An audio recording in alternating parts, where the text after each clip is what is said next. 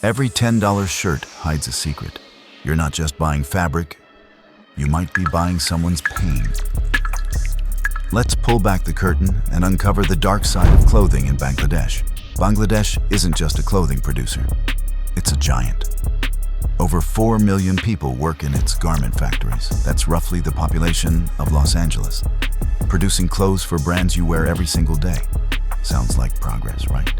Jobs, industry, growth. But here's the real picture. Workers make less than $100 a month. They often work 12 to 14 hours a day. Factories collapse, fires break out, lives are lost.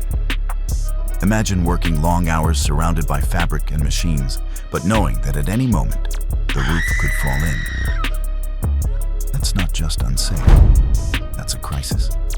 So next time you scroll through a sale, that $10 shirt, it might have cost someone their health or even their life.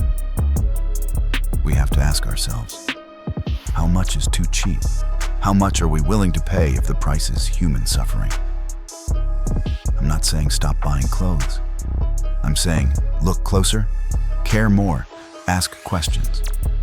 Because fashion isn't just about style, it's about people, dignity, and fairness. Hopefully, one day we'll make fashion without sacrifice possible.